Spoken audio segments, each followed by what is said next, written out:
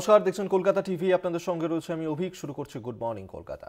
আমাদের দেশ ধর্মনিরপেক্ষ, ধর্ম নিয়ে রাজনীতি কাম্য নয়। বিধানসভায় দাঁড়িয়ে বিরোধীদের কড়া বার্তা মুখ্যমন্ত্রীর। বিধানসভার বাইরে কালো জামা পরে বিক্ষোভ, স্লোগান বিরোধী দলনেতা সহ বিজেপি বিধায়কদের। বুধবার বিধানসভার অধিবেশনে সুর চড়াতে যান বিজেপি বিধায়করা, কিন্তু ধর্ম থেকে শুরু করে রাজনৈতিক পদক্ষেপ নিয়ে বিরোধীদের ধুয়ে দেন মুখ্যমন্ত্রী মমতা বন্দ্যোপাধ্যায়। এমনকি বিধানসভায় দাঁড়িয়ে চ্যালেঞ্জ ছুড়ে দেন বিজেপি বিধায়কদের কাছে। মুখ্যমন্ত্রীর রণংদেহী মেজাজের কাছে কার্যত খড়কুটোর মতো উড়ে যায় বিজেপি বিধায়করা। মুখ্যমন্ত্রী মমতা বন্দ্যোপাধ্যায় ভাষণ দেওয়ার সময় প্রবল স্লোগান তোলেন বিজেপি বিধায়করা, ছিঁড়তে শুরু করেন কাগজ। সব মিলিয়ে উত্তাল পরিস্থিতি তৈরি হয়। এসবের মাঝে শুভেন্দু অধিকারীকে নিশানা করেন মুখ্যমন্ত্রী। তিনি বলেন, আমাদের দেশ ধর্ম নিরপেক্ষ, আপনারা ধর্মীয় কার্ড খেলছেন। গণতন্ত্রে এটা কাম্য নয়। ধর্ম উনি বোঝেন না। উনি 3 বার দল পাল্টেছেন। একটা সময় কংগ্রেস করত, তৃণমূলকে ঘেঁটে বিজেপিতে গিয়েছিল, আবার অন্য দলে যাওয়ার রিকোয়েস্ট এলো বলে। মুখ্যমন্ত্রীর এই মন্তব্যে রাজনৈতিক মহলে শুরু হয়েছে জল্পনা। বিজেপি বিধায়কদের বিরুদ্ধে বিশৃঙ্খলার অভিযোগ তুলে সরব হন মুখ্যমন্ত্রী মমতা বন্দ্যোপাধ্যায়। পাল্টা জ্যোতি বসুর আমলে রাজ্যের বিরোধী দলনেত্রী মমতা বন্দ্যোপাধ্যায়ের বিরুদ্ধে বিধানসভায় চেয়ার ভাঙচুর করার অভিযোগ তোলেন বিজেপি বিধায়করা। সেই সময় চ্যালেঞ্জ ছুড়ে দেন মুখ্যমন্ত্রী। ভাঙচুরের প্রসঙ্গ টেনে এনে বিজেপির শঙ্কর ঘোষ মুখ্যমন্ত্রীর জবাব চান।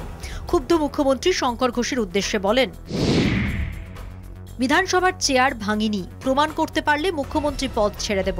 এই কথা শোনার পর মুখ্যমন্ত্রীর বক্তব্যের মাঝেই স্লোগান দিতে শুরু করেন বিজেপি বিধায়করা। বিধানসভা থেকে ওয়াকআউট করেন তাঁরা।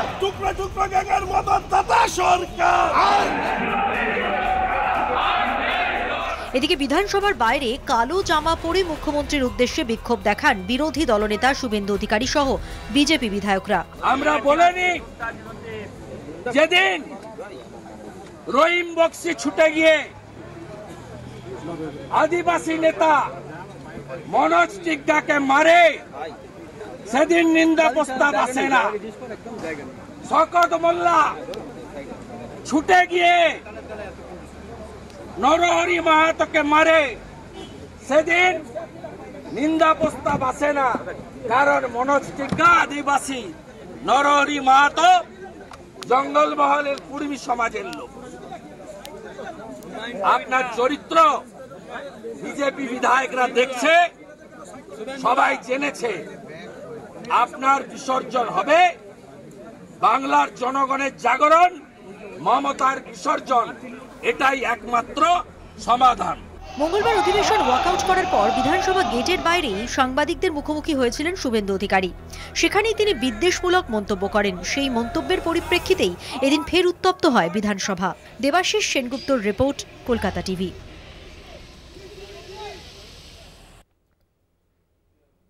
আদালতের নির্দেশ থাকা সত্ত্বেও কিভাবে নিয়োগ প্রক্রিয়া শুরু হলো? মঙ্গলবার ওবিসি শংসাপত্র বাতিল মামলায় হাইকোর্টের প্রশ্নের মুখে পড়লেন মুখ্য সচিব মনোজ পান্ত। এরপরেই ভুল স্বীকার করলেন মুখ্য সচিব। হাইকোর্টকে বললেন আর হবে না। ওবিসি সার্টিফিকেট মামলায় বুধবার কলকাতা হাইকোর্টে ভার্চুয়ালি হাজির হন রাজ্যের মুখ্য সচিব মনোজ পান্ত। আদালতের নির্দেশ কেন অমান্য করা হচ্ছে সেই প্রশ্ন তুলে মুখ্য সচিবকে তলব করেছিল হাইকোর্ট। বুধবার হাজিরা দিয়ে ক্ষমাও চেয়ে নেন মুখ্য সচিব। বিচারপতি তপব্রত চক্রবর্তী বলেন, আপনারা বারবার কোর্টে আশ্বাস দেওয়ার পরেও কি করে নিয়োগ প্রক্রিয়া চলছে? মুখ্য সচিবের কোনো নিয়ন্ত্রণ নেই সেখানে। মুখ্য সচিব মনোজ পান্ত বলেন, আমরা বারংবার আদালতের নির্দেশ সব বিভাগে পাঠিয়ে দিয়েছিলাম, তারপরে কিছু বুঝতে মিস্টেক হয়েছিল। তবে আর কোনো সংশয় নেই, মামলার নিষ্পত্তি হওয়ার আগে আর নিয়োগ হবে না। বিচারপতি তপব্রত চক্রবর্তী বলেন, তারপরেও কি করে 10টা নিয়োগের বিজ্ঞপ্তি জারি হয়? আপনি রাজ্যের মাথায় বসে থাকার পরেও আপনার অধস্তনরা কথা শুনছে না, এটা আমাদের কাছে যন্ত্রণার। সরকারি আইনজীবী এখানে একাধিক হলফনামা দিয়ে আশ্বাস দিয়েছেন, অথচ রাজ্য সরকার তার পাশে নেই। যদি কেউ আপনাদের নির্দেশ না মানে তাহলে তাদের বিরুদ্ধে কোনো ব্যবস্থা নেবেন না। অন্তত সেই অফিসারদের ডেকে কেন ব্যাখ্যা চাইবেন না? অন্তত এইটুকু করুক সরকার। মুখ্য সচিব মনোজ পান্ত বলেন, আর এই ভুল হবে না, আমরা পদক্ষেপ করব। বিচারপতি তপব্রত চক্রবর্তী বলেন, আমরা আগেও করেছি, আবার স্পষ্ট করে দিচ্ছি, আমরা নিয়োগ বন্ধ করতে বলিনি। নির্দিষ্টভাবে 2010 সালের আগের পদ্ধতিতে নিয়োগে আমাদের কোনো আপত্তি নেই। ওই সব অফিসারদের শোকজ করে আপনার ব্যাখ্যা চাওয়া উচিত। আবেদনকারীর আইনজীবী সুবীর সান্যাল জানান, হাইকোর্টের অর্ডারের জুজু দেখিয়ে সব নিয়োগ বন্ধ বলে প্রচার করা হচ্ছে। হাইকোর্টের অর্ডার না মেনে নিয়োগের প্রক্রিয়া শুরু করেছে। এদিকে হাইকোর্টও এই রায় না মানায় আদালত অবমাননার ফাঁদে পড়েছে। বিচারপতি তপব্রত চক্রবর্তী বলেন, হাইকোর্ট যদি নির্দেশ না মানে তাহলে রাজ্যের দফতরগুলো মানবে এটা আশা করব কি করে? আপনারা এখনই নতুন বিজ্ঞপ্তি দিয়ে আপাতত 2রা এপ্রিল পর্যন্ত সব নিয়োগ প্রক্রিয়া বন্ধ রাখার কথা বলুন। রেজিস্ট্রার জেনারেলকে বলুন জেলা জজদের নির্দেশ দিয়ে এখনই এটা বন্ধের ব্যবস্থা করতে। নির্দেশ কার্যকর করা হলো কিনা, কি পদক্ষেপ নেওয়া হলো 2রা এপ্রিল হলফনামা দিয়ে জানাবেন রেজিস্ট্রার জেনারেল। আমাদের খারাপ লাগবে হাইকোর্টের রেজিস্ট্রার জেনারেলকে আদালত অবমাননার দায়ে অভিযুক্ত করতে, কিন্তু আমরা বাধ্য হব। কোনো অফিসার এটা করলেও হাইকোর্টের রেজিস্ট্রার জেনারেল এটা জানেন না, সেটা হতে পারে না। আগামী দিনে যেসব বিভাগ হাইকোর্টের নির্দেশ অগ্রাহ্য করে নিয়োগ বিজ্ঞপ্তি প্রকাশ করেছে সেই সব অফিসারদের বিরুদ্ধে পদক্ষেপ নিতে হবে। কি পদক্ষেপ নেওয়া হলো 2রা এপ্রিল মুখ্য সচিবকে হলফনামা দিয়ে জানাতে হবে। নির্দেশ বিচারপতি তপব্রত চক্রবর্তী ও রাজশেখর বান্থার ডিভিশন বেঞ্চের। পীযূষ কান্তি নাগের রিপোর্ট, কলকাতা টিভি। যাদবপুর বিশ্ববিদ্যালয় নিয়ে বিতর্ক অব্যাহত। বিশ্ববিদ্যালয় ক্যাম্পাসের ভিতর পুলিশ ফাঁড়ি বসাতে চায় কলকাতা পুলিশ। আউটপোস্ট বসানো নিয়ে বিশ্ববিদ্যালয় কর্তৃপক্ষকে চিঠি লালবাজারের। এই প্রসঙ্গে মুখে কুলুপ বিশ্ববিদ্যালয় কর্তৃপক্ষের। ছাত্র সংগঠনগুলির মধ্যেও তৈরি হয়েছে দ্বিমত। তৃণমূল বাইরে থেকে কিছু করতে না পেরে ভেতরে পুলিশের নামে তাদেরই লোক দিয়ে নজরদারি চালাবে, অভিযোগ এসএফআই এর। পাল্টা তৃণমূলের বক্তব্য, রাতে প্রচুর বহিরাগত ক্যাম্পাসে আসে, নিরাপত্তা রক্ষীদের কোনো নিয়ন্ত্রণ থাকে না, তাই পুলিশ ফাঁড়ি বসলে স্বাগত।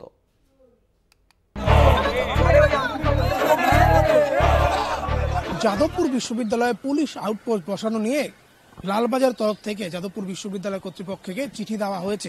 যদিও কর্তৃপক্ষের তরফ থেকে সেই চিঠির সত্যতা স্বীকার করা হয়নি বা আদতেও তারা চিঠি পেয়েছেন কিনা সেই বিষয়টি এখনো পর্যন্ত স্বীকার করা হয়নি। অন্যদিকে এই বিষয়টি জানাজানি হতে পড়ুয়াদের মধ্যে দ্বিমত তৈরি হয়েছে। যেমন ছাত্র সংগঠন এসএফআই এর তরফ থেকে জানানো হয়েছে তারা এই যে পুলিশ আউটপোস্ট বসানোর বিষয় সেটি চরম বিরোধিতা করছেন এবং তারা কর্তৃপক্ষকে বিষয়টি জানাবেন এবং যাতে আউটপোস্ট না বসে। কেননা তাদের বক্তব্য, এতদিন পর্যন্ত কোনোদিনই ক্যাম্পাসে আগে পুলিশ ঢোকেনি, তাই এখনো ক্যাম্পাসে কোনোভাবে পুলিশ থাকবে না। 1 মার্চ যে ঘটনাটা ঘটেছে সেই ঘটনাটাই বহু বহিরাগত তৃণমূলী গুন্ডা লুম্পেন বাহিনী ঢুকেছিল।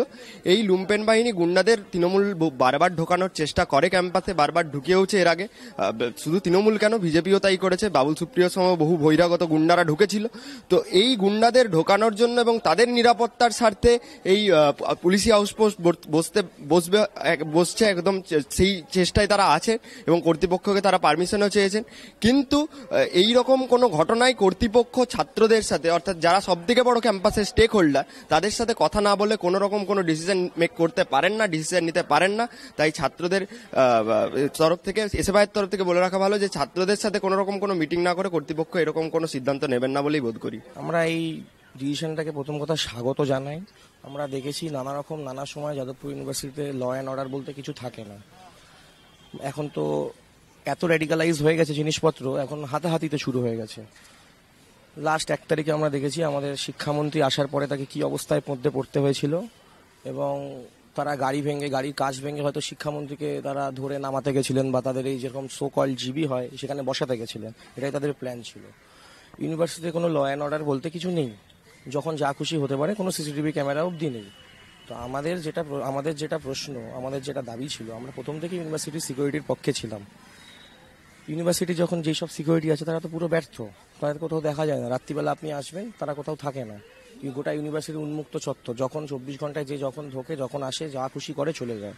তো অবশ্যই এই ডিসিশনটাকে আমরা স্বাগত জানাচ্ছি। অন্যদিকে ছাত্র সংগঠন তৃণমূল ছাত্র পরিষদ তাদের তরফ থেকে কলকাতা পুলিশের এই যে চিঠি আউটপোস্ট বসানো নিয়ে তাকে স্বাগত জানানো হয়েছে এবং তৃণমূল ছাত্র পরিষদের বক্তব্য, যখন ক্যাম্পাসের নিজস্ব নিরাপত্তা রক্ষীরা পড়ুয়াদের নিরাপত্তা দিতে ব্যর্থ, রাতে মুহুর্মুহু বিভিন্ন ধরনের ঘটনা ঘটে, এমনকি বহিরাগতদের ব্যাপকভাবে প্রবেশ ঘটে, সেগুলোকে আটকাতে পারে না নিজস্ব নিরাপত্তা রক্ষী, তখন কলকাতা পুলিশের আউটপোস্ট বসাটাই শ্রেয়।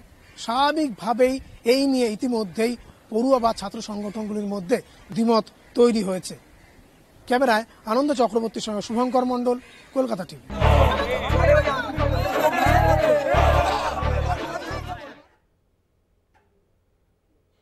বিধানসভা নির্বাচনের আগে অভিভাবক মহলের ক্ষোভ কমাতে উদ্যোগী সরকার। বেসরকারি স্কুলে লাগাম ছাড়া ফি বৃদ্ধি রুখতে পদক্ষেপ রাজ্যের। এই বিষয়ে বিল আনার ভাবনা সরকারের। একই সঙ্গে তৈরি হবে শিক্ষা কমিশনও। কিন্তু বেসরকারি স্কুলের এমন লাগাম ছাড়া বাড়বাড়ন্ত কেন? কি হাল রাজ্যের সরকারি স্কুলগুলির? কেন্দ্রীয় রিপোর্ট অবশ্য বলছে রাজ্যের 90% পড়ুয়াই সরকারি এবং সরকারি সাহায্যপ্রাপ্ত স্কুলগুলিতে পড়াশোনা করে।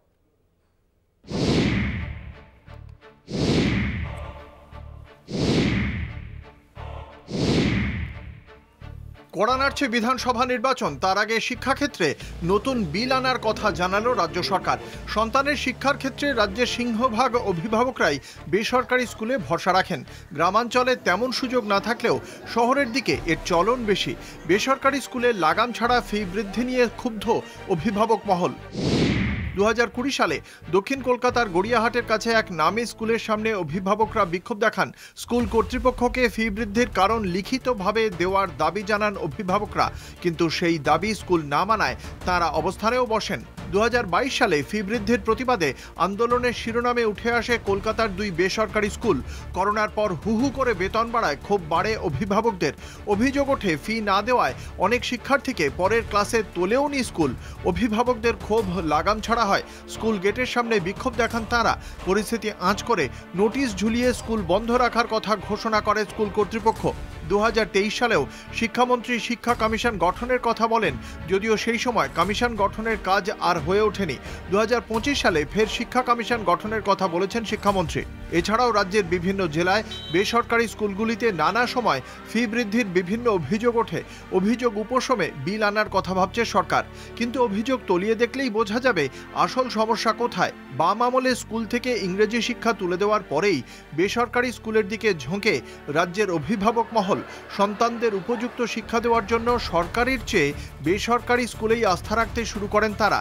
এরপর দিন যত এগিয়েছে সরকারি স্কুলগুলিতে ছাত্র সংখ্যায় টান পড়েছে।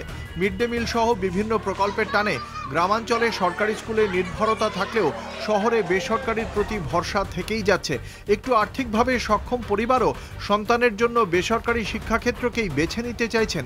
তারই ফায়দা তুলছে বেসরকারি স্কুল কর্তৃপক্ষ। বিশেষজ্ঞদের মতে সরকারি স্কুলে ভরসা ফেরাতে পরিকাঠামো উন্নয়ন প্রয়োজন ছাত্র শিক্ষক হার বাড়ানো, স্কুলে শিক্ষা ব্যবস্থা আকর্ষণীয় করে তোলার উদ্যোগ। কেন্দ্রীয় শিক্ষা মন্ত্রকের প্রকাশিত রিপোর্টে বলা হয়েছে গত 2 বছরে দেশ জুড়ে সরকারি স্কুলে পড়ার প্রবণতা কিছুটা কমেছে। সেই তালিকায় রয়েছে পশ্চিমবঙ্গও।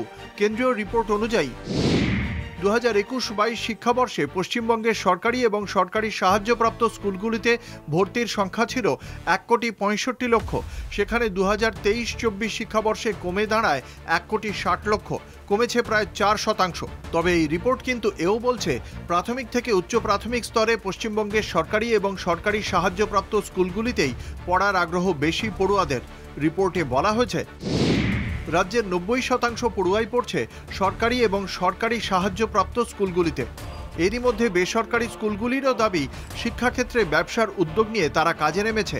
ফলে চাপ দিয়ে ফি কমানোর চেষ্টা হলে তারা অন্য কথা ভাবতেই পারে, অর্থাৎ স্কুল বন্ধ করতেই পারে। কিছুদিন আগে স্বাস্থ্যক্ষেত্রে বেসরকারি পরিষেবা প্রদানকারী হাসপাতালগুলির মুখে একই সুর শোনা গিয়েছিল। লাগাম ছাড়া ফি বৃদ্ধি রুখতে বিল আনার কথা ভাবা হলেও বেসরকারি স্কুলগুলির অযৌক্তিক কার্যকলাপ বন্ধে সরকারি ক্ষেত্র আরও মজবুত করে তোলার কথা ভাবতে হবে। শিক্ষার্থীদের জন্য নতুন নতুন প্রকল্পের সঠিক রূপায়ণের দিকেও নজর রাখতে হবে বলে মনে করা হচ্ছে। কলকাতা টিভি।